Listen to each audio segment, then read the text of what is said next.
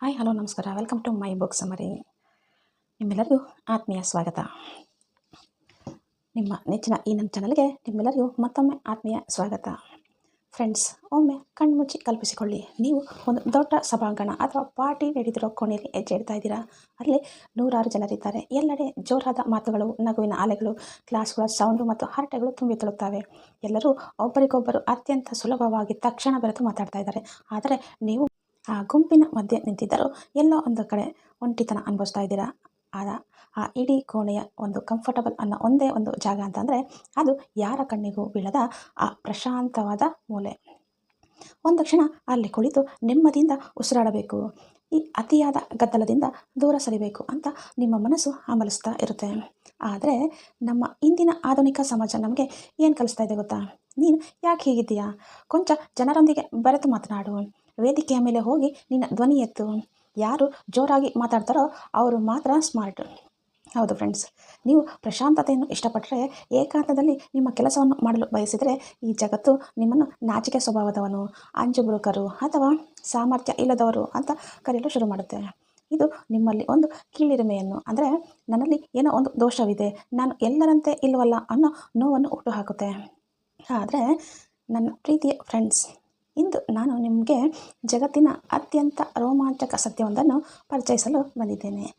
Susan Cain ಅವರು ಬರೆದ quiet the power of ಇಂಟ್ರೋವರ್ಟ್ಸ್ನ world that can't stop the talking ಅನ್ನೋ ಅದ್ಭುತ ಕೃತಿಯ ಆಧಾರದ ಮೇಲೆ ಸಿದ್ಧಪಡಿಸಲಾದ ಈ ಬುಕ್ ಸಮರಿ ನಿಮ್ಮ ಇಡೀ ಜೀವನದ ದೃಷ್ಟಿಕೋನವನ್ನೇ ಬದಲಾಯಿಸಲಿದೆ. ಈ ಪುಸ್ತಕ ನಮಗೆ ಸಾಬೀತುಪಡಿಸೋದು ಏನಪ್ಪ ಅಂದರೆ, ಈ ಜಗತ್ತನ್ನು ಕ್ರಾಂತಿಕಾರಕವಾಗಿ ಬದಲಾಯಿಸಿದ ಮಹಾನ್ ನಾಯಕರು, ವಿಜ್ಞಾನಿಗಳು, ಸಾಹಿತಿಗಳು ಮತ್ತು ಬಿಲಿಯನರ್ಗಳಲ್ಲಿ ಹೆಚ್ಚಿನವರು ಇಂತಹ ಅಂತರ್ಮುಖಿ ಇಂಟ್ರೋವರ್ಟ್ಸ್ಗಳೇ ಆಗಿದ್ದರು. ನಿಮ್ಮ ಮೌನವು ನಿಮ್ಮ ದೌರ್ಬಲ್ಯ ಅಲ್ಲ, ಬದಲಿಗೆ ಈ ಗದ್ದಲದ ಜಗತ್ತನ್ನು ಆಳಲು ಪ್ರಕೃತಿ ನಿಮಗೆ ನೀಡಿರುವ ಅತ್ಯಂತ ಶಕ್ತಿಶಾಲಿ ಅಸ್ತ್ರ. ನೀವು ಕೂಡ ಶಾಂತ ಸ್ವಭಾವರಾಗಿದ್ದರೆ ನಿಮ್ಮಲ್ಲಿ ಯಾವ ಅದ್ಭುತ ರಹಸ್ಯ ಶಕ್ತಿ ಅಡಗಿದೆ ಅನ್ನೋದನ್ನು ಈ ಬುಕ್ ಸಮ್ಮರಿ ನಿಮಗೆ ಅರ್ಥ ಮಾಡಿಸುತ್ತೆ. ಈ ಕೊನೆಯಲ್ಲಿ ನಿಮ್ಮ ಬದುಕನ್ನು ಬದಲಾಯಿಸಬಲ್ಲ ಒಂದು ವಿಶೇಷ ಸಂದೇಶ ನಿಮಗಾಗಿ ಕಾದಿದೆ. ಬನ್ನಿ, ಇಂದಿನ ಈ ಮಹಾನ್ ಜ್ಞಾನದ ಪ್ರವಾಸವನ್ನು ಆರಂಭಿಸೋಣ. ಅಧ್ಯಾಯ 1: ಬಹಿರ್ಮುಖತೆಯ ಆದರ್ಶ ಮತ್ತು ಸಾಂಸ್ಕೃತಿಕ ವ್ಯಾಮೋಹ. The extrovert ideal and cultural obsession. ನಾವಿಂದು ಬದುಕುತ್ತಿರುವ ಜಗತ್ತನ್ನು ಸೂಕ್ಷ್ಮವಾಗಿ ಗಮನಿಸಿ. ಶಾಲೆಯ ತರಗತಿಗಳಿಂದ ಹಿಡಿದು ಕಾರ್ಪೊರೇಟ್ ಸಂಸ್ಥೆಗಳ ಬೋರ್ಡ್ ರೂಮ್ವರೆಗೂ ಎಲ್ಲೆಡೆ ಒಂದೇ ರೀತಿಯ ಮಾದರಿಯನ್ನು ವೈಭರೀಕರಿಸ್ತಿದ್ದಾರೆ. ಅದನ್ನು ಸೂಸನ್ ಕೇನ್ ಅವರು ಬಹಿರ್ಮುಖತೆಯ ಆದರ್ಶ, ದ ಎಕ್ಸ್ಟ್ರಾವರ್ಟ್ ಐಡಿಯಲ್ ಅಂತ ಕರೀತಾರೆ. ಇದರ ಅರ್ಥ ಏನಪ್ಪ ಅಂತಂದರೆ, ಯಾರು ಸಮಾಜದಲ್ಲಿ ಸದಾ ಮುಂಚೂಣಿಯಲ್ಲಿ ಇರ್ತಾರೋ, ಯಾರು ಯಾವುದೇ ಹಿಂಜರಿಕೆ ಇಲ್ಲದೆ ತಕ್ಷಣವೇ ಮಾತನಾಡುತ್ತಾರೋ, ಯಾರು ಅತ್ಯಂತ ಆಕರ್ಷಕವಾಗಿ ಹರಟೆ ಹೊಡೆಯುತ್ತಾರೋ ಅವರೇ ಶ್ರೇಷ್ಠರು ಮತ್ತು ಯಶಸ್ವಿಯಾಗಲು ಯೋಗ್ಯರು ಅನ್ನೋ ಅನಾವಶ್ಯಕ ನಂಬಿಕೆಯನ್ನು ನಮ್ಮ ಸಂಸ್ಕೃತಿ ಸೃಷ್ಟಿಸಿದೆ. ವ್ಯಕ್ತಿತ್ವದ ಇತಿಹಾಸ ಮತ್ತು ಬದಲಾವಣೆ. ನಮಗೆ ಅನ್ನಿಸ್ಬಹುದು, ಈ ಬಹಿರ್ಮುಖತೆಯ ವ್ಯಾಮೋಹ ಮಾನವ ಇತಿಹಾಸದ ಆರಂಭದಿಂದಲೂ ಇತ್ತೆ ಅಂತ. ಖಂಡಿತ ಇಲ್ಲ. ಸೂಸನ್ ಕೇನ್ ಅವರು ಈ ಪುಸ್ತಕದಲ್ಲಿ ಅಮೆರಿಕ ಮತ್ತು ಜಗತ್ತಿನ ಸಾಂಸ್ಕೃತಿಕ ಇತಿಹಾಸವನ್ನು ಅತ್ಯಂತ ಆಳವಾಗಿ ಅಧ್ಯಯನ ಮಾಡಿ ವಿವರಿಸಿದ್ದಾರೆ. 19ನೇ ಶತಮಾನದ ಕೊನೆಯವರೆಗೂ ಜಗತ್ತು ಚಾರಿತ್ರ್ಯದ ಸಂಸ್ಕೃತಿಯನ್ನು, ಕಲ್ಚರ್ ಆಫ್ ಕ್ಯಾರೆಕ್ಟರನ್ನು ನಂಬಿತ್ತು. ಆ ಕಾಲದಲ್ಲಿ ಒಬ್ಬ ವ್ಯಕ್ತಿ ಯೋಗ್ಯತೆಯನ್ನು ಅವನ ಪ್ರಾಮಾಣಿಕತೆ, ಶಿಸ್ತು, ಕರುಣೆ, ಆಳವಾದ ಜ್ಞಾನ ಮತ್ತು ಸಭ್ಯತೆಯ ಆಧಾರದ ಮೇಲೆ ಅಳೆಯಲಾಗಿತ್ತು. ಆ ಕಾಲದ ನಾಯಕರು ರಹಸ್ಯವಾಗಿ, ಪ್ರಶಾಂತವಾಗಿ ಕೆಲಸ ಮಾಡ್ತಾಯಿದ್ರು ಮತ್ತು ಸಾರ್ವಜನಿಕವಾಗಿ ಅತ್ಯಂತ ವಿನಮ್ರರಾಗಿ ಇರ್ತಾಯಿದ್ರು. ಆದರೆ 20ನೇ ಶತಮಾನದ ಆರಂಭದಲ್ಲಿ ಜಗತ್ತಿನಲ್ಲಿ ಕೈಗಾರಿಕಾ ಕ್ರಾಂತಿ ಉಂಟಾಯಿತು. ಜನರು ಹಳ್ಳಿಗಳನ್ನು ಬಿಟ್ಟು ನಗರದ ಕಡೆಗೆ ವಲಸೆ ಬಂದರು. ದೊಡ್ಡ ದೊಡ್ಡ ಫ್ಯಾಕ್ಟರಿಗಳು, ಕಾರ್ಪೊರೇಟ್ ಕಂಪನಿಗಳು ತಲೆ ಎತ್ತಿದವು. ಅಲ್ಲಿಯವರೆಗೂ ಪರಿಚಿತರ ಮಧ್ಯೆ ಬದುಕುತ್ತಿದ್ದ ಮನುಷ್ಯ ಇದ್ದಕ್ಕಿದ್ದಂತೆಯೇ ಅಪರಿಚಿತರ ದೊಡ್ಡ ಗುಂಪಿನ ಮಧ್ಯೆ ಕೆಲಸ ಮಾಡಬೇಕಾದ ಅನಿವಾರ್ಯತೆ ಎದುರಾಯಿತು. ಈ ಸಂದರ್ಭದಲ್ಲಿ ಹುಟ್ಟಿಕೊಂಡಿದ್ದೇ ವ್ಯಕ್ತಿತ್ವದ ಸಂಸ್ಕೃತಿ, ಕಲ್ಚರ್ ಆಫ್ ಪರ್ಸನಾಲಿಟಿ. ಇಲ್ಲಿ ಮನುಷ್ಯನ ಒಳಗಿನ ಯೋಗ್ಯತೆಗಿಂತ ಅವನು ಹೊರಗಿನ ಜಗತ್ತಿಗೆ ಹೇಗೆ ಕಾಣಿಸುತ್ತಾನೆ ಅನ್ನೋದು ಮುಖ್ಯ ಆಯಿತು. ಜನರು ಮಾರ್ಕೆಟಿಂಗ್, ಸೇಲ್ಸ್ ಮತ್ತು ನೆಟ್ವರ್ಕಿಂಗ್ ಕಡೆ ಗಮನ ಹರಿಸತೊಡಗಿದರು. ಯಾರು ವೇದಿಕೆಯ ಮೇಲೆ ನಿಂತು ದೊಡ್ಡ ಧ್ವನಿಯಲ್ಲಿ ಮಾತನಾಡಬಲ್ಲರೋ ಅವರೇ ವ್ಯವಹಾರದ ಜಗತ್ತನ್ನು ನಿಯಂತ್ರಿಸಲು ಶುರು ಮಾಡಿದರು. ಡೆಲ್ ಕಾರ್ನಿಗಿಯಂತಹ ಚಿಂತಕರ ಪುಸ್ತಕಗಳು ಹೇಗೆ ಜನರನ್ನು ಆಕರ್ಷಿಸಬೇಕು ಅನ್ನೋದನ್ನು ಕಲಿಸಿಕೊಟ್ಟಾಗ ಜಗತ್ತು ಅಂತರ್ಮುಖಿಗಳನ್ನು ಕತ್ತಲ ಕೋಣೆಗೆ ತಳ್ಳಿದ್ರು.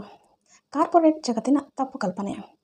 ಇಂದಿನ ಆಧುನಿಕ ಉದ್ಯೋಗ ಮಾರುಕಟ್ಟೆಯಲ್ಲಿ ಒಂದು ದೊಡ್ಡ ಸುಳ್ಳು ಚಾಲ್ತಿಯಲ್ಲಿದೆ. ಕೇವಲ ಚುರುಕಾಗಿ ಮಾತನಾಡುವ ವ್ಯಕ್ತಿ ಮಾತ್ರ ಉತ್ತಮ ಲೀಡರ್ ಆಗಬಲ್ಲ ಅಂತ. ಇಂಟರ್ವ್ಯೂಗಳಲ್ಲಿ ಯಾರು ತಕ್ಷಣ ಉತ್ತರ ಕೊಡ್ತಾರೋ ಅವರನ್ನೇ ಆಯ್ಕೆ ಮಾಡಲಾಗ್ತಾ ಇತ್ತು. ಆದರೆ ಸೂಸನ್ ಕೇನ್ ಹೇಳ್ತಾರೆ, ನಾವು ವರ್ಚಸ್ಸು ಅಥವಾ ಚರಿಸ್ಮಾವನ್ನು ಸಾಮರ್ಥ್ಯ ಅಂತ ತಪ್ಪಾಗಿ ಭಾವಿಸ್ತಾ ಇದ್ದೇವೆ.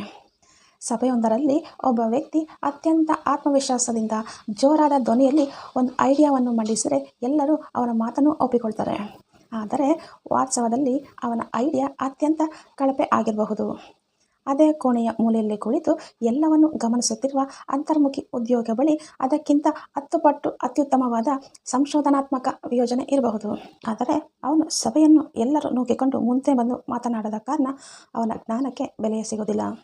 ಜಗತ್ತು ಇಂತಹ ಗದ್ದಲದ ನಿರ್ಧಾರಗಳಿಂದಾಗಿ ಎಷ್ಟು ನಷ್ಟ ಅನುಭವಿಸ್ತಾ ಇದೆ ಅನ್ನೋದನ್ನು ನಾವು ಯೋಚಿಸಬೇಕಾಗಿದೆ. ಶೈಕ್ಷಣಿಕ ವ್ಯವಸ್ಥೆಯ ದೋಷ. ಈ ತಾರತಮ್ಯ ಕೇವಲ ಆಫೀಸ್ಗಳಿಗೆ ಸೀಮಿತವಾಗಿಲ್ಲ, ಇದು ನಮ್ಮ ಮಕ್ಕಳ ಶಾಲಾ ದಿನಗಳಿಂದಲೇ ಆರಂಭವಾಗುತ್ತೆ. ಇಂದಿನ ಶಾಲೆಗಳು ಸಹ ಸಂಪೂರ್ಣವಾಗಿ ಬಹಿರ್ಮುಖಿ ಮಕ್ಕಳಿಗಾಗಿ ವಿನ್ಯಾಸಗೊಂಡಂತೆ ಇದೆ. ತರಗತಿಯಲ್ಲಿ ಶಿಕ್ಷಕರು ಕೇಳುವ ಪ್ರಶ್ನೆಗೆ ಯಾರು ತಕ್ಷಣ ಕೈಯೆತ್ತಿ ಉತ್ತರ ನೀಡ್ತಾರೋ ಅವರೇ ಜಾಣರು ಅನ್ನೋ ತೀರ್ಮಾನಕ್ಕೆ ಬರಲಾಗ್ತಿದೆ. ಆದರೆ ಆಳವಾಗಿ ಯೋಚಿಸುವ ಮಗು ಪ್ರಶ್ನೆಯ ಇಂದಿನ ಅರ್ಥವನ್ನು ಗ್ರಹಿಸಲು ಕೊಂಚ ಸಮಯ ತೆಗೆದುಕೊಳ್ತದೆ. ಆ ಮಗುವಿಗೆ ಉತ್ತರ ಗೊತ್ತಿದ್ರೂ ಅದು ಎಲ್ಲರ ಗಮನವನ್ನು ತನ್ನತ್ತ ಸೆಳೆಯಲು ಇಷ್ಟಪಡೋದಿಲ್ಲ. ಇತ್ತೀಚಿನ ದಿನಗಳಲ್ಲಿ ಶಾಲೆಗಳಲ್ಲಿ ಗ್ರೂಪ್ ಸ್ಟಡಿ ಮತ್ತು ಟೀಮ್ ಪ್ರಾಜೆಕ್ಟ್ಗಳಿಗೆ ಅತಿಯಾದ ಮಹತ್ವ ನೀಡಲಾಗ್ತಿದೆ. ಸ್ವತಂತ್ರವಾಗಿ ಕುಳಿತು ಓದುವ, ಕವಿತೆ ಬರೆಯುವ ಅಥವಾ ಗಣಿತದ ಬಿಡಿಸಲಾಗದ ಲೆಕ್ಕಗಳನ್ನು ಏಕಾಂತದಲ್ಲಿ ಬಿಡಿಸುವ ಮಕ್ಕಳನ್ನು ಅವನು ಯಾರೊಂದಿಗೂ ಬೆರೆಯೋದಿಲ್ಲ, ಅವನಲ್ಲಿ ಏನೋ ಸಮಸ್ಯೆ ಇದೆ ಅಂತ ಶಿಕ್ಷಕರು ಪೋಷಕರ ಮೀಟಿಂಗ್ನಲ್ಲಿ ದೂರು ನೀಡ್ತಾರೆ. ಇದು ಆ ಮಗುವಿನ ಎಳೆಯ ಮನಸ್ಸಿನಲ್ಲಿ ತೀವ್ರವಾದ ನಕಾರಾತ್ಮಕ ಪರಿಣಾಮ ಬೀರ್ತಾ ಇದೆ. ಆದರೆ ಇತಿಹಾಸವನ್ನು ಒಮ್ಮೆ ತಿರುಗಿ ನೋಡಿ. ಮನುಕುಲದ ದಿಕ್ಕನ್ನೇ ಬದಲಾಯಿಸಿದ Bill Gates, Albert Einstein, J K. Rowling, sir Isaac ನ್ಯೂಟನ್ನಂತಹ ಧೀಮಂತರು ಎಂದಿಗೂ ಸಭೆಗಳಲ್ಲಿ ಜೋರಾಗಿ ಕಿರಿಚಾಡಿದವರು ಅಲ್ಲ. ಅವರು ತಮ್ಮ ಏಕಾಂತದ ಕೋಣೆಯಲ್ಲಿ ಶಾಂತವಾಗಿ ಕುಳಿತು ಜಗತ್ತಿಗೆ ಬೆಳಕು ನೀಡಿದವರು. ಆದರೆ ಈ ಅಂತರ್ಮುಖಿಗಳ ನಿಶಬ್ದ ಶಕ್ತಿಯ ಹಿಂದಿರುವ ರಹಸ್ಯ ಏನು? ಅದನ್ನು ತಿಳಿಯಲು ನಾವು ವಿಜ್ಞಾನದ ಮೊರೆ ಹೋಗಬೇಕಾಗುತ್ತೆ. ಅಧ್ಯಾಯ 2: ಅಂತರ್ಮುಖತೆ ಮತ್ತು ಬಹಿರ್ಮುಖತೆಯ ಇಂದಿನ ವಿಜ್ಞಾನ. The neurobiology of personality. ಅಂತರ್ಮುಖತೆ ಅನ್ನೋದು ಕೇವಲ ನಾವು ರೂಢಿಸಿಕೊಂಡ ಒಂದು ಅಭ್ಯಾಸ ಅಥವಾ ಮಾನಸಿಕ ಮನೋಭಾವ ಅಲ್ಲ. ಇದು ನಮ್ಮ ದೇಹದ ಜೈವಿಕ ರಚನೆ ಹಾಗೂ ಮೆದುಳಿನ ನರವಿಜ್ಞಾನಕ್ಕೆ, ನ್ಯೂರೋಬಯಾಲಜಿಗೆ ಸಂಬಂಧಿಸಿದ ಅತ್ಯಂತ ವೈಜ್ಞಾನಿಕ ಸತ್ಯ. ಅನೇಕರು ಅಂದ್ಕೊಳ್ತಾರೆ ಇಂಟ್ರೋವರ್ಟ್ಗಳು ಮನಸ್ಸು ಮಾಡಿದರೆ ಎಕ್ಸ್ಟ್ರೋವರ್ಟ್ಗಳಂತೆ ಬದಲಾಗಬಹುದು ಅಂತ. ಆದರೆ ವಿಜ್ಞಾನ ಹೇಳ್ತದೆ ಅದು ಸಾಧ್ಯವಿಲ್ಲ. ಏಕೆಂದರೆ ನಮ್ಮ ಮೆದುಳಿನ ವೈರಿಂಗ್ ಭಿನ್ನವಾಗಿರುತ್ತೆ. ಡೋಪಮೈನ್ ಮತ್ತು ಮೆದುಳಿನ ಪ್ರತಿಫಲನ ವ್ಯವಸ್ಥೆ. ನಮ್ಮ ಮೆದುಳಿನಲ್ಲಿ ಡೋಪಮೈನ್ ಅನ್ನೋ ಅತ್ಯಂತ ಪ್ರಮುಖವಾದ ನ್ಯೂರೋ ಟ್ರಾನ್ಸ್ಮಿಟರ್ ಇರುತ್ತೆ. ಇದನ್ನು ನಾವು ಸಂತೋಷ ಅಥವಾ ಪ್ರತಿಫಲನದ ರಸಾಯನ ಅಂತ ಕರೆಯಬಹುದು. ನಾವು ಹೊಸ ಜಾಗಕ್ಕೆ ಹೋದಾಗ, ಹೊಸ ಮನುಷ್ಯರನ್ನು ಭೇಟಿಯಾದಾಗ, ಜೂಜಾಡಿದಾಗ ಅಥವಾ ಪಾರ್ಟಿ ಮಾಡಿದಾಗ ನಮ್ಮ ಮೆದುಳಿನಲ್ಲಿ ಡೋಪಮೈನ್ ಬಿಡುಗಡೆಯಾಗುತ್ತೆ. ಇದು ನಮಗೆ ಒಂದು ರೀತಿಯ ಕಿಕ್ ಅಥವಾ ಉತ್ಸಾಹವನ್ನು ನೀಡುತ್ತೆ. ವಿಜ್ಞಾನಿಗಳ ಸಂಶೋಧನೆಯ ಪ್ರಕಾರ ಬಹಿರ್ಮುಖಿಗಳ ಮೆದುಳು ಡೋಪಮೈನ್ಗೆ ಕಡಿಮೆ ಸಂವೇದನಾಶೀಲತೆಯನ್ನು ಅಥವಾ ಲೋ ಸೆನ್ಸಿಟಿವಿಟಿಯನ್ನು ಹೊಂದಿರುತ್ತದೆ. ಇದರರ್ಥ ಅವರಿಗೆ ಸಂತೋಷ ಅಥವಾ ಉತ್ಸಾಹದ ಅನುಭವ ಆಗಬೇಕಾದ್ರೆ ಅವರು ದೊಡ್ಡ ಪ್ರಮಾಣದ ಡೋಪಮೈನ್ ಬಿಡುಗಡೆ ಆಗಬೇಕಾಗುತ್ತೆ. ಅದಕ್ಕಾಗಿ ಅವರು ಸದಾ ಗದ್ದಲದ ವಾತಾವರಣ, ಸಾಹಸಗಳು, ದೊಡ್ಡ ಸಭೆಗಳು ಮತ್ತು ನಿರಂತರ ಸಾಮಾಜಿಕ ಸಂಪರ್ಕಗಳನ್ನು ಹುಡುಕ್ತಾ ಇರ್ತಾರೆ. ಅಂತಹ ವಾತಾವರಣದಲ್ಲಿ ಮಾತ್ರ ಅವರ ಮೆದುಳು ಸಕ್ರಿಯವಾಗುತ್ತದೆ ಮತ್ತು ಅವರಿಗೆ ಎನರ್ಜಿ ಸಿಗುತ್ತೆ. ಇಂಟ್ರೋವರ್ಟ್ಗಳ ಮೆದುಳು ಡೋಪಮೈನ್ಗೆ ಅತಿ ಹೆಚ್ಚು ಸಂವೇದನಾಶೀಲತೆಯನ್ನು, ಹೈ ಸೆನ್ಸಿಟಿವಿಟಿಯನ್ನು ಹೊಂದಿರುತ್ತದೆ. ಅಂದರೆ ಅವರಿಗೆ ಸ್ವಲ್ಪ ಡೋಪಮೈನ್ ಸಿಕ್ಕರೂ ಅವರ ಮೆದುಳು ಸಂಪೂರ್ಣವಾಗಿ ತೃಪ್ತಿಯಾಗುತ್ತದೆ. ಒಂದು ವೇಳೆ ಅವರು ಅತಿಯಾದ ಗದ್ದಲ, ನಿರಂತರ ಮಾತುಕತೆ ಇರುವ ಪಾರ್ಟಿ, ಆಫೀಸ್ ಮೀಟಿಂಗ್ಗಳಿಗೆ ಹೋದರೆ ಅವರ ಮೆದುಳಿನಲ್ಲಿ ಡೋಪಮೈನ್ ಪ್ರವಾಹವೇ ಹರಿದು ಬರ್ತದೆ. ಇದನ್ನು ವಿಜ್ಞಾನವು ಅತಿಯಾದ ಬಾಹ್ಯ ಪ್ರಚೋದನೆ, ಓವರ್ ಸ್ಟಿಮ್ಯುಲೇಷನ್ ಅಂತ ಕರೀತಾರೆ. ಈ ಸ್ಥಿತಿಯಲ್ಲಿ ಅಂತರ್ಮುಖಿಗಳ ಮೆದುಳು ಸುಸ್ತಾಗಲು ಶುರು ಮಾಡುತ್ತೆ. ಅದನ್ನೇ ನಾವು ಬ್ರೈನ್ ಓವರ್ಲೋಡ್ ಅಥವಾ ಮಾನಸಿಕ ಆಯಾಸ ಅಂತ ಕರಿತೀವಿ. ಅದಕ್ಕಾಗಿಯೇ ಅವರು ಆಫೀಸ್ ಮುಗಿದ ತಕ್ಷಣ ಮನೆಗೆ ಬಂದು ಒಂಟಿಯಾಗಿ ಕಾಲ ಕಳೆಯಲು ಬಯಸ್ತಾರೆ. ಅದು ಅವರ ಬ್ಯಾಟರಿಯನ್ನು ರೀಚಾರ್ಜ್ ಮಾಡುವ ಪ್ರಕ್ರಿಯೆ. ಪ್ರೊಫೆಸರ್ ಜಿಯೋ ಕಾನ್ಸನ್ ಅವರ ಸಂಶೋಧನೆ. ಹಾರ್ಟ್ಫೋರ್ಡ್ ವಿಶ್ವವಿದ್ಯಾಲಯದ ಪ್ರಸಿದ್ಧ ಮನಃಶಾಸ್ತ್ರಜ್ಞ ಜೆರೋನ್ ಕಾಗನ್ ಅವರು ಮಕ್ಕಳ ವ್ಯಕ್ತಿತ್ವದ ಮೇಲೆ ಒಂದು ಐತಿಹಾಸಿಕ ಸಂಶೋಧನೆಯನ್ನು ಮಾಡಿದರು. ಅವರು ಕೆಲವು ತಿಂಗಳ ಪ್ರಾಯದ 100 ಶಿಶುಗಳನ್ನು ತಮ್ಮ ಪ್ರಯೋಗಾಲಯಕ್ಕೆ ಕರೆತಂದರು. ಆ ಮಕ್ಕಳಿಗೆ ವಿಚಿತ್ರವಾದ ಧ್ವನಿಗಳು, ಬಣ್ಣ ಬಣ್ಣದ ಬಲೂನ್ಗಳು ಮತ್ತು ಹೊಸ ವಾಸನೆಗಳನ್ನು ಪರಿಚಯಿಸಿದರು. ಈ ಸಂದರ್ಭದಲ್ಲಿ ಕೆಲವು ಮಕ್ಕಳು ಅತಿಯಾಗಿ ಕೈಕಾಲು ಬಡಿಯಲು ಶುರು ಮಾಡಿದರು, ಜೋರಾಗಿ ಅತ್ತರು ಮತ್ತು ತೀವ್ರವಾಗಿ ಪ್ರತಿಕ್ರಿಯಿಸಿದರು.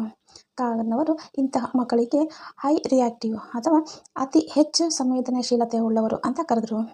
ಇನ್ನು ಕೆಲವು ಮಕ್ಕಳು ಅತ್ಯಂತ ಶಾಂತವಾಗಿ ಕೇವಲ ಕಣ್ಣು ಬಿಟ್ಟು ಹೊಸ ವಸ್ತುವನ್ನು ನೋಡ್ತಾ ಕುಳಿತರು.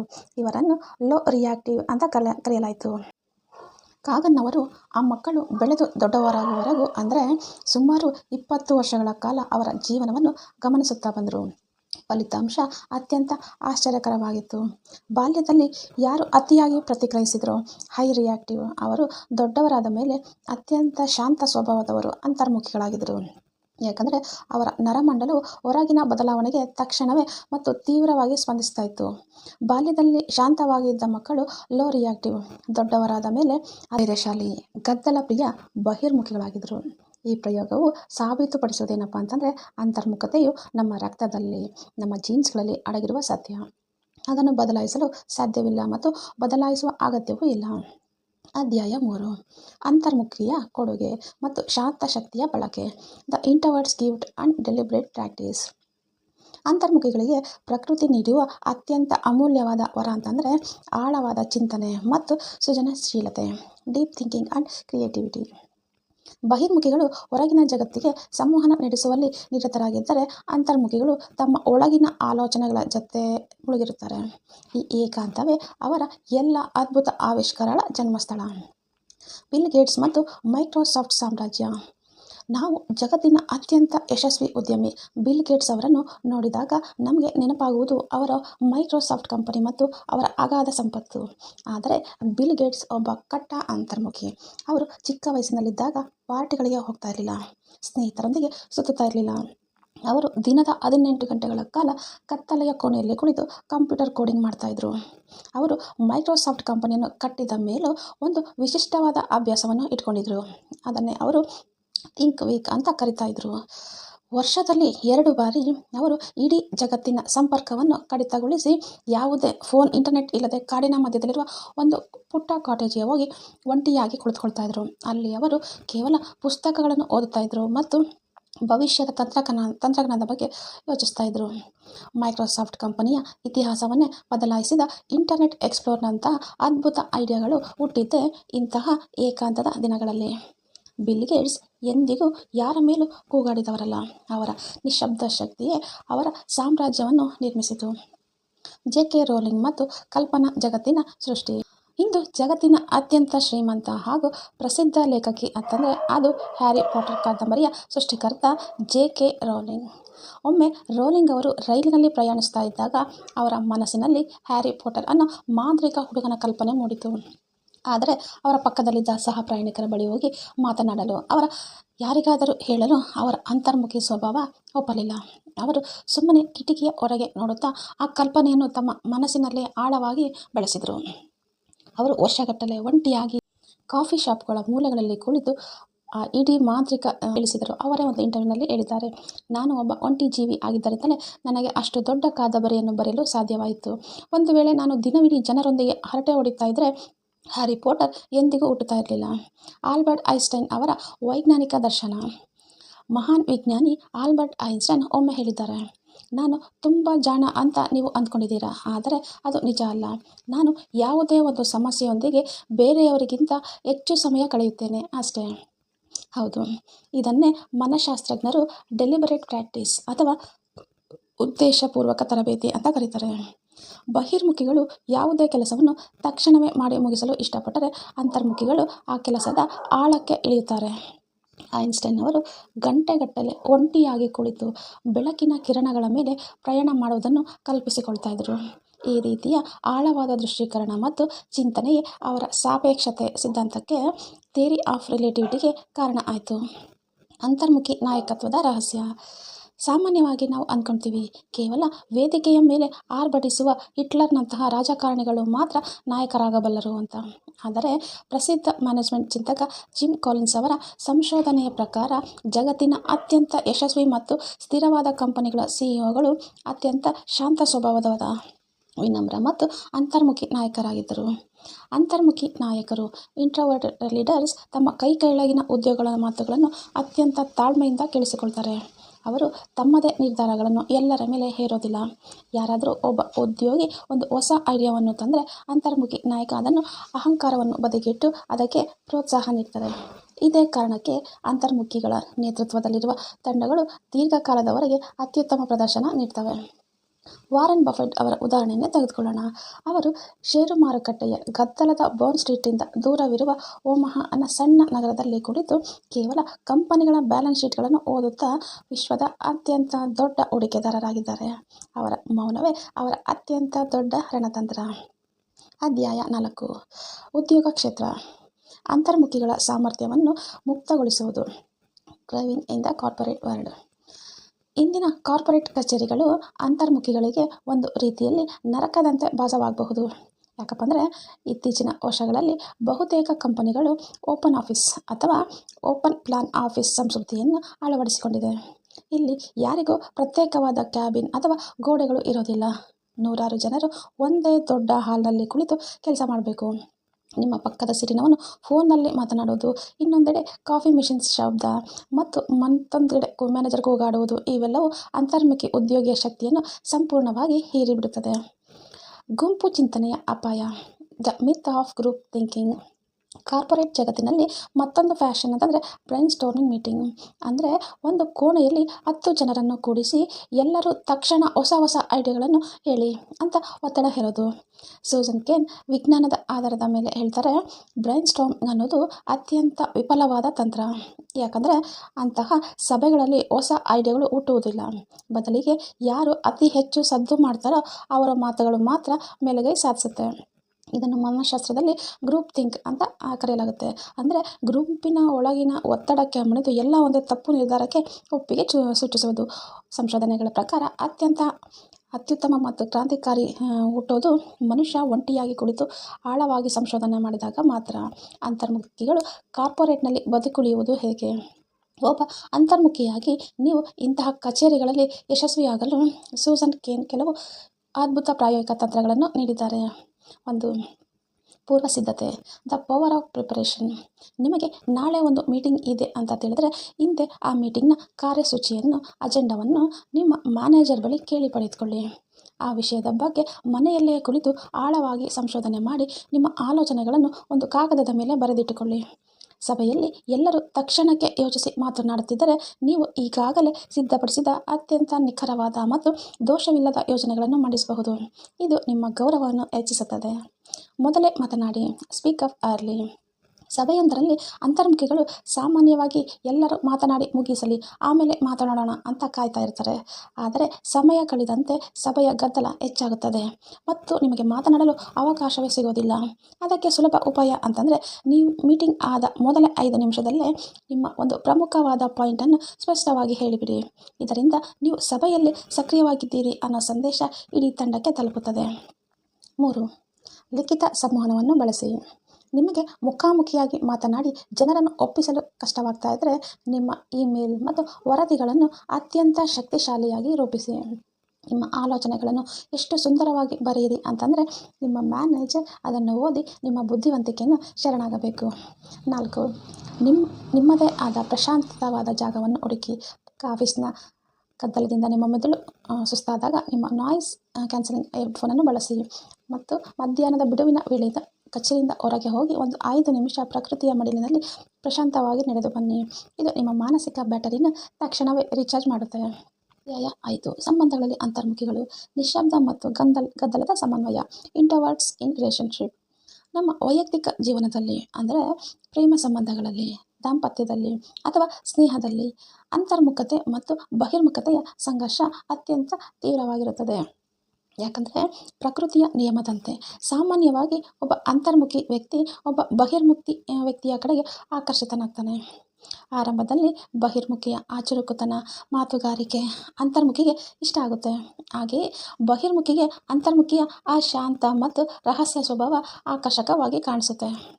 ಆದರೆ ಮದುವೆಯಾಗಿ ಕೆಲವು ವರ್ಷಗಳು ಕಳೆದ ನಂತರ ಅಸಲಿ ಕತೆ ಶುರುವಾಗುತ್ತೆ. ಗ್ರೇಗ್ ಮತ್ತು ಎಮಿಲಿ ಅವರ ಕತೆ. ಪುಸ್ತಕದಲ್ಲಿ ಸೂಸನ್ ಕೇನ್ ಒಂದು ನೈಜ ದಂಪತಿಗಳ ಉದಾಹರಣೆಯನ್ನು ನೀಡ್ತಾರೆ.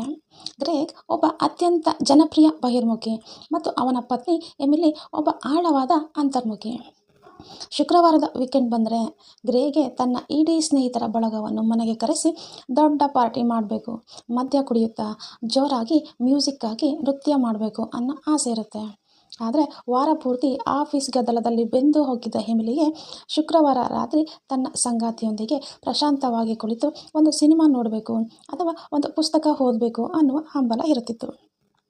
ಆರಂಭದಲ್ಲಿ ಗ್ರೇ ಪಾರ್ಟಿ ಆಯೋಜಿಸಿದಾಗ ಎಮಿಲಿ ತಡೆದುಕೊಂಡು ಎಲ್ಲರ ಮುಂದೆ ನಗುತ್ತಾ ನಿಲ್ತಾ ಇದ್ಲು.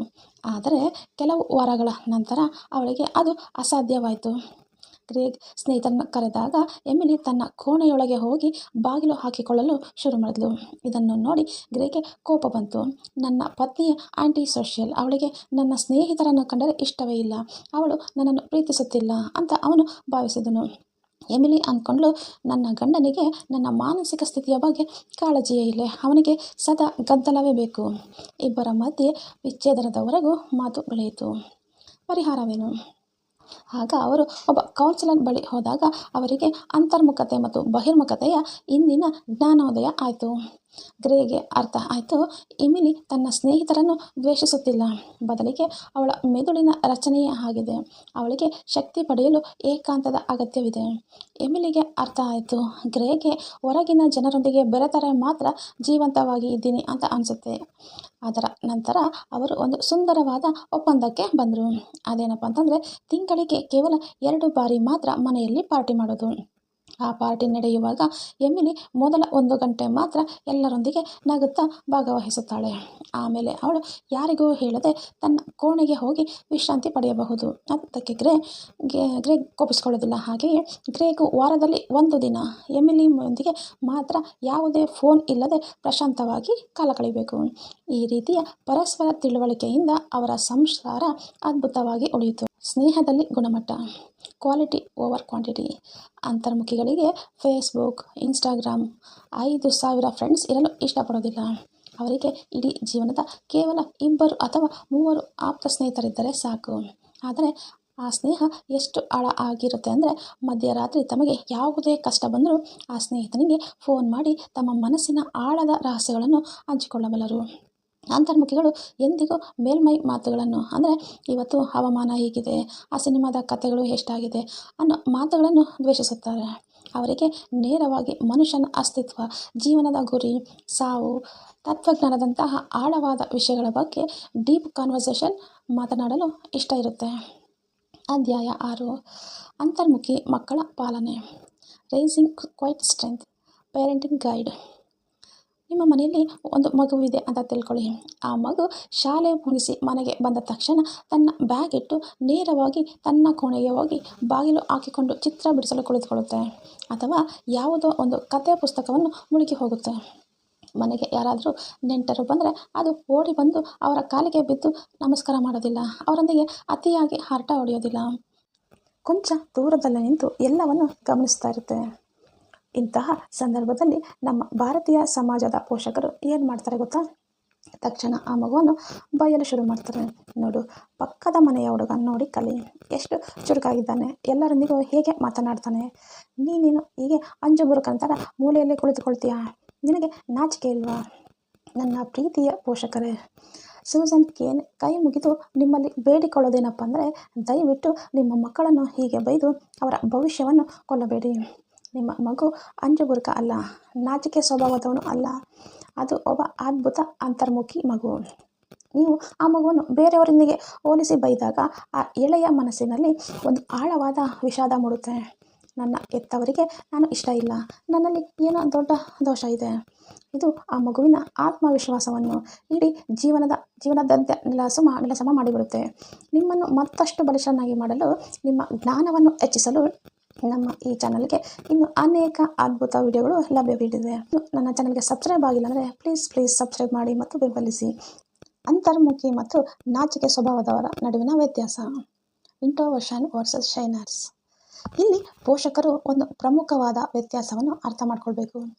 ನಾಚಿಕೆ ಸ್ವಭಾವ ಅನ್ನೋದು ಸಮಾಜ ಅಥವಾ ಜನರು ನನ್ನ ಬಗ್ಗೆ ಏನು ಅಂದ್ಕೊಳ್ತಾರೆ ಅನ್ನೋ ಭಯ, ಫಿಯರ್ ಆಫ್ ಸೋಷಿಯಲ್ ಜಡ್ಜ್ಮೆಂಟ್.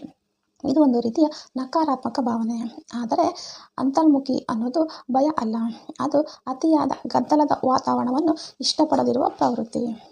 ಒಂದು ಅಂತರ್ಮುಖಿ ಮಗುವಿಗೆ ವೇದಿಕೆಯ ಮೇಲೆ ಹೋಗಿ ಮಾತನಾಡಲು ಭಯ ಇರೋದಿಲ್ಲ, ಆದರೆ ಅದಕ್ಕೆ ಅನಾವಶ್ಯಕವಾಗಿ ಎಲ್ಲರ ಗಮನವನ್ನು ತನ್ನತ್ತ ಸೆಳೆಯುವುದು ಇಷ್ಟ ಇರೋದಿಲ್ಲ.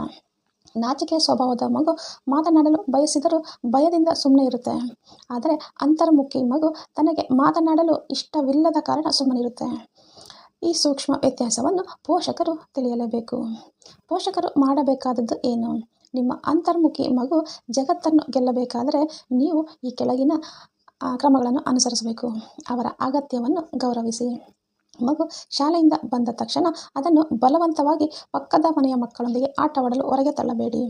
ಶಾಲೆ ಅನ್ನೋದು ಆ ಮಗುವಿಗೆ ಅತಿಯಾದ ಪ್ರಚೋದನೆ ನೀಡಿದ ಜಾಗ ಆಗಿರುತ್ತೆ. ಅಲ್ಲಿ ನೂರಾರು ಮಕ್ಕಳ ಕಿರುಚಾಟದ ಮಧ್ಯೆ ಆ ಮಗುವಿನ ಬ್ರೈನ್ ದಣಿದಿರುತ್ತೆ. ಅದಕ್ಕೆ ಕನಿಷ್ಠ 1 ಗಂಟೆ ತನ್ನ ಕೋಣೆಯಲ್ಲಿ ಒಂಟೆಯಾಗಿರಲು ಬಿಡಿ. ಅದು ಆ ಮಗುವಿನ ಮಾನಸಿಕ ಶಕ್ತಿಯನ್ನು ಮರಳಿ ತರುತ್ತೆ. ಹೊಸ ಸನ್ನಿವೇಶಗಳಿಗೆ ನಿಧಾನವಾಗಿ ಪರಿಚಯಿಸಿ. ನಿಮ್ಮ ಮಗುವನ್ನು ಯಾವುದೇ ಹೊಸ ಜಾಗಕ್ಕೆ, ಉದಾಹರಣೆಗೆ ಒಂದು ದೊಡ್ಡ ಮದುವೆ ಸಮಾರಂಭ ಅಥವಾ ಹೊಸ ಶಾಲೆಗೆ ಕರೆದುಕೊಂಡು ಹೋಗುವಾಗ ತಕ್ಷಣವೇ ಅದನ್ನು ಜನರ ಮಧ್ಯೆ ಬಿಡಬೇಡಿ. ಮೊದಲು ನೀವೇ ಅದರ ಜೊತೆ ಇದ್ದು ಆ ವಾತಾವರಣವನ್ನು ಪರಿಚಯಿಸಿ. ಮಗು ನಿಧಾನವಾಗಿ ಆ ಜಾಗಕ್ಕೆ ಹೊಂದಿಕೊಳ್ಳಲು ಸಮಯ ಕೊಡಿ. ಅವರ ವಿಶಿಷ್ಟ ಪ್ರತಿಭೆಯನ್ನು ಗುರುತಿಸಿ. ಅಂತರ್ಮುಖಿ ಮಕ್ಕಳಿಗೆ ಕ್ರಿಕೆಟ್, ಫುಟ್ಬಾಲ್ನಂತಹ ಗುಂಪು ಆಟಗಳಿಗಿಂತ ಚೆಸ್, ಈಜು, ಚಿತ್ರಕಲೆ, ಬರವಣಿಗೆ, ಸಂಗೀತ ಉಪಕರಣಗಳನ್ನು ನುಡಿಸುವುದು ಅಥವಾ ಕಂಪ್ಯೂಟರ್ ಪ್ರೋಗ್ರಾಂನಲ್ಲಿ ಅತಿ ಹೆಚ್ಚು ಆಸಕ್ತಿ ಇರುತ್ತೆ. ಅಂತಹ ಒಂಟಿ ಸಾಧನೆಯ ಕ್ಷೇತ್ರಗಳಲ್ಲಿ ಅವರ ಬೆನ್ನು ತಟ್ಟಿ ಪ್ರೋತ್ಸಾಹಿಸಿ. ನೆನಪಿಡಿ, ಇಂದಿನ ಜಗತ್ತನ್ನು ಆಳುತ್ತಿರುವ ಸುಂದರ ಪಿಚಾಯಿ ಅಥವಾ ಎಲಾನ್ ಮಸ್ಕ್ ಬಾಲ್ಯದಲ್ಲಿ ಇಂತಹದೇ ಶಾಂತ ಸ್ವಭಾವದ ಮಕ್ಕಳಾಗಿದ್ದರು. ಅಧ್ಯಾಯ 7. ಅಂತರ್ಮುಖಿಯ ಮಾರ್ಗದರ್ಶಿ. ಆಧುನಿಕ ಗದ್ದಲದ ಜಗತ್ತಿನಲ್ಲಿ ಬದುಕುವುದು ಹೇಗೆ? The introverts survival guide. ನಾವು ಬದುಕುತ್ತಿರುವ ಇಂದಿನ 21ನೇ ಶತಮಾನವು ಇತಿಹಾಸದಲ್ಲೇ ಅತ್ಯಂತ ಗದ್ದಲದ ಯುಗ ಆಗಿದೆ. ನಿಮ್ಮ ಕೈಯಲ್ಲಿರುವ ಸ್ಮಾರ್ಟ್ಫೋನ್ ಕೇವಲ ಒಂದು ಸಾಧನ ಅಲ್ಲ, ಅದು ನಿಮ್ಮ ಮೆದುಳಿಗೆ ನಿರಂತರವಾಗಿ ಬಾಹ್ಯ ಪ್ರಚೋದನೆಗಳನ್ನು ನೀಡುವ ಒಂದು ರಾಕ್ಷಸ. ಪ್ರತಿ ನಿಮಿಷಕ್ಕೂ ಬರುವ ವಾಟ್ಸಪ್ ನೋಟಿಫಿಕೇಷನ್ಗಳು, ಇನ್ಸ್ಟಾಗ್ರಾಮ್ ರೀಲ್ಸ್ಗಳ ಸದ್ದು, ಯೂಟ್ಯೂಬ್ ವಿಡಿಯೋಗಳು, ಆಫೀಸ್ನ ಇಮೇಲ್ಗಳು ಇವೆಲ್ಲವೂ ಅಂತರ್ಮುಖಿಗಳನ್ನು ತಮಗೆ ಅರಿವಿಲ್ಲದಂತೆಯೇ ತೀವ್ರವಾಗಿ ಖಿನ್ನತೆ ಹಾಗೂ ಮಾನಸಿಕ ಒತ್ತಡಕ್ಕೆ, ಆಂಗ್ಸೈಟಿಗೆ ತಳ್ಳುತ್ತಿವೆ. ಇಂತಹ ಪರಿಸ್ಥಿತಿಯಲ್ಲಿ ಒಬ್ಬ ಅಂತರ್ಮುಖಿ ತನ್ನ ಮಾನಸಿಕ ಶಾಂತಿಯನ್ನು ಕಾಪಾಡಿಕೊಂಡು ಯಶಸ್ವಿ ಆಗೋದು ಹೇಗೆ? ಅದಕ್ಕಾಗಿ ಸೂಸನ್ ಕೇನ್ ಕೆಲವು ಜೀವನ ರಕ್ಷಕ ರಣತಂತ್ರಗಳನ್ನು ಹಂಚಿಕೊಂಡಿದ್ದಾರೆ. ನಿಮ್ಮದೇ ಆದ ಏಕಾಂತದ ಅಭಯಾರಣ್ಯವನ್ನು ಸೃಷ್ಟಿಸಿಕೊಳ್ಳಿ. Create the course and century. ನಿಮ್ಮ ಮನೆಯಲ್ಲಿ ಅಥವಾ ಆಫೀಸ್ನಲ್ಲಿ ನಿಮಗಾಗಿ ಒಂದು ಪುಟ್ಟ ಜಾಗವನ್ನು ಮೀಸಲಿಡಿ. ಅಲ್ಲಿ ಯಾವುದೇ ಎಲೆಕ್ಟ್ರಾನಿಕ್ ಗ್ಯಾಜೆಟ್ಗಳು ಇರಬಾರ್ದು. ಅದು ನಿಮ್ಮ ಮನಸ್ಸಿನ ಅಭಯಾರಣ್ಯ. ದಿನಕ್ಕೆ ಕನಿಷ್ಠ ಅರ್ಧ ಗಂಟೆಯಾದರೂ ಆ ಜಾಗದಲ್ಲಿ ಕುಳಿತು ಕಣ್ಣು ಮುಚ್ಚಿ ಧ್ಯಾನ ಮಾಡಿ ಅಥವಾ ನಿಮ್ಮ ದಿನಚರಿಯನ್ನು ಬರೆಯಿರಿ. ಈ ಪ್ರಕ್ರಿಯೆಯು ನಿಮ್ಮ ಮೆದುಳಿನಲ್ಲಿ ಅತಿಯಾದ ಕಾರ್ಟಿಸಲ್ ಅಂದರೆ ಒತ್ತಡದ ಹಾರ್ಮೋನ್, ಅದನ್ನು ಕಡಿಮೆ ಮಾಡಿ ಪ್ರಶಾಂತತೆಯನ್ನು ತಲುಪುತ್ತದೆ. ಸೂಡೋ ಎಕ್ಸ್ಟ್ರಾವರ್ಟ್ ತಂತ್ರ.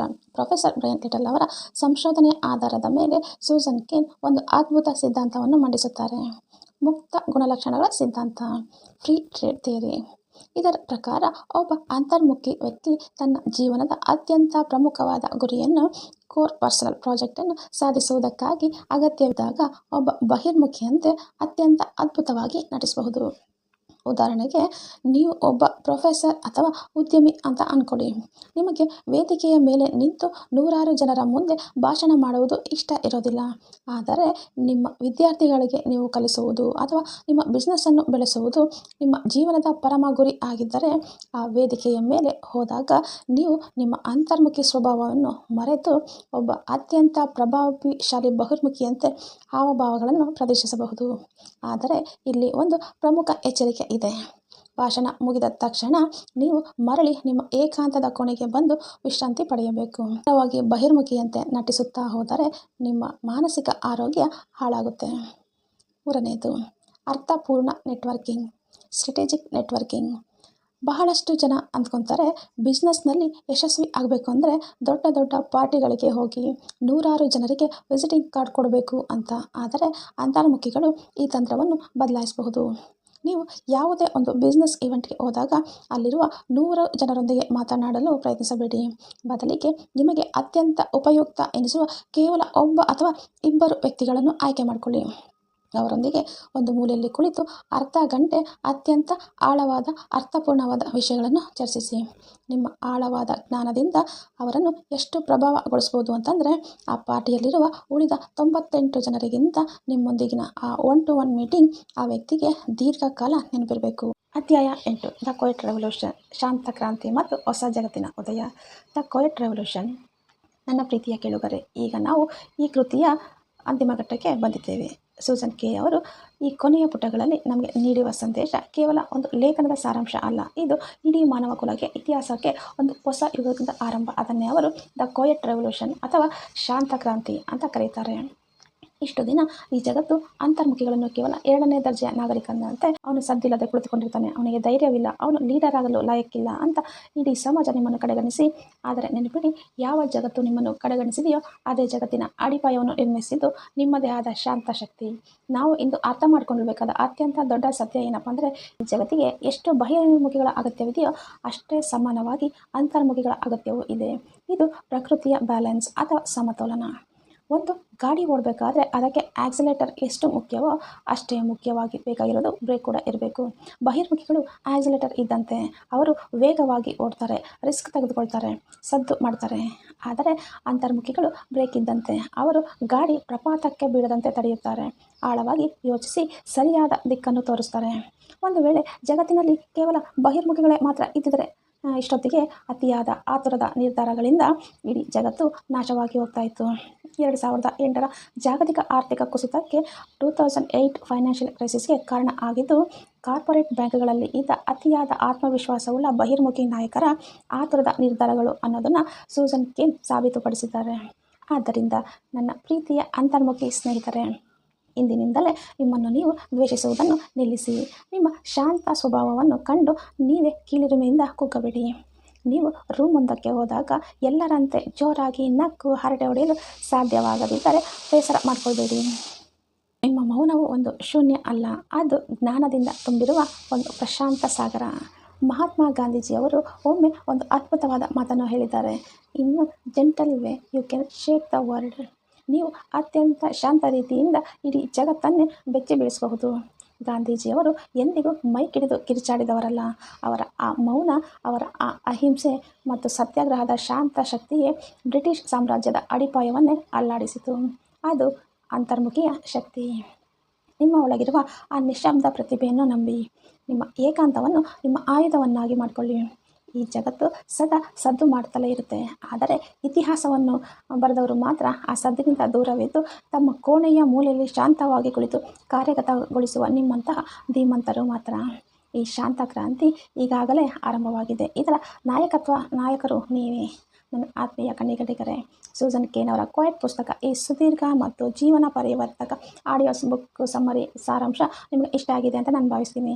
ಈ ಬುಕ್ ಸಮ್ಮರಿ ಕೇಳಿದ ಮೇಲೆ ನಿಮ್ಮ ಮನಸ್ಸಲ್ಲಿದ್ದ ಎಲ್ಲ ಕೀಳಿರಿಮೆಗಳು ದೂರವಾಗಿ ನಿಮ್ಮಲ್ಲಿ ಒಂದು ಹೊಸ ಆತ್ಮವಿಶ್ವಾಸ ಮೂಡಿದರೆ ಅದು ನನ್ನ ಶ್ರಮಕ್ಕೆ ಸಿಕ್ಕ ಅತ್ಯಂತ ದೊಡ್ಡ ಪ್ರತಿಫಲ. ಯಾವ ಪಾಯಿಂಟ್ ನಿಮ್ಮ ಜೀವನಕ್ಕೆ ಹತ್ತಿರ ಅನ್ನಿಸ್ತು ಅಂತ ದಯವಿಟ್ಟು ಕಮೆಂಟ್ನಲ್ಲಿ ತಿಳಿಸಿ. ನಿಮ್ಮ ಪ್ರತಿಯೊಂದು ಕಮೆಂಟ್ ಕೂಡ ನನಗೆ ಮತ್ತಷ್ಟು ಅದ್ಭುತದ ಪುಸ್ತಕಗಳನ್ನು ನಿಮ್ಮ ಮುಂದೆ ತರಲು ಸ್ಫೂರ್ತಿ ನೀಡುತ್ತೆ. ಇದೇ ರೀತಿಯ ಜಗತ್ತಿನ ಅತ್ಯಂತ ಪ್ರಾಣವರ್ಧಕ ಹಣಕಾಸು ನಿರ್ವಾಹಕ, ಷೇರು ಮಾರುಕಟ್ಟೆ ಮತ್ತು ಸ್ವಯಂ ಪ್ರೇರಣೆಯ ಪುಸ್ತಕಗಳ ಸಮಗ್ರ ಸಾರಾಂಶವನ್ನು ಸಂಪೂರ್ಣವಾಗಿ ನೀವು ನಮ್ಮ ಮಾತೃಭಾಷೆ ಕನ್ನಡದಲ್ಲಿ ಕೇಳಲು ಈಗಲೇ ನನ್ನ ಈ ಚಾನಲ್ಗೆ ಸಬ್ಸ್ಕ್ರೈಬ್ ಮಾಡಿ. ಹಾಗೆ ಬೆಲ್ ಐಕಾನನ್ನು ಹಿಟ್ ಮಾಡೋದನ್ನು ಮರೆಯಬೇಡಿ. ಈ ವಿಡಿಯೋವನ್ನು ನಿಮ್ಮ ಕುಟುಂಬದವರೊಂದಿಗೆ ಮತ್ತು ನಿಮ್ಮ ಆತ್ಮ ಸ್ನೇಹಿತರೊಂದಿಗೆ, ವಿಶೇಷವಾಗಿ ಶಾಂತ ಸ್ವಭಾವದವರ ನಿಮ್ಮ ಪರಿಚಯಸ್ಥರೊಂದಿಗೆ ಶೇರ್ ಮಾಡಿ. ಅವರಲ್ಲಿ ಆತ್ಮವಿಶ್ವಾಸ ತುಂಬಿ ಮತ್ತೊಂದು ಅದ್ಭುತವಾದ ಪುಸ್ತಕ ಸಮ್ಮರಿಯೊಂದಿಗೆ, ಶಕ್ತಿಶಾಲಿ ಸಮ್ಮರಿಯೊಂದಿಗೆ ಅತ್ಯಂತ ಶೀಘ್ರದಲ್ಲೇ ನಿಮ್ಮನ್ನು ಭೇಟಿ ಮಾಡ್ತೀನಿ. ಅಲ್ಲಿಯವರು ಜ್ಞಾನದ ಹಸಿವು ನಿರಂತರವಾಗಿರಲಿ. ನಿಮ್ಮ ಏಕಾಂತದ ಶಕ್ತಿ ನಿಮ್ಮನ್ನು ಯಶಸ್ಸಿನ ಶಿಖರ ಏರಲಿ. ಧನ್ಯವಾದಗಳು ಮತ್ತು ನಿಮ್ಮ ಅಮೂಲ್ಯವಾದ ಸಮಯವನ್ನು ನನಗೆ ಇಷ್ಟವರೆಗೂ ಪಡೆಯೋದಕ್ಕೆ ಥ್ಯಾಂಕ್ ಯು ಸೋ ಮಚ್. ಧನ್ಯವಾದಗಳು.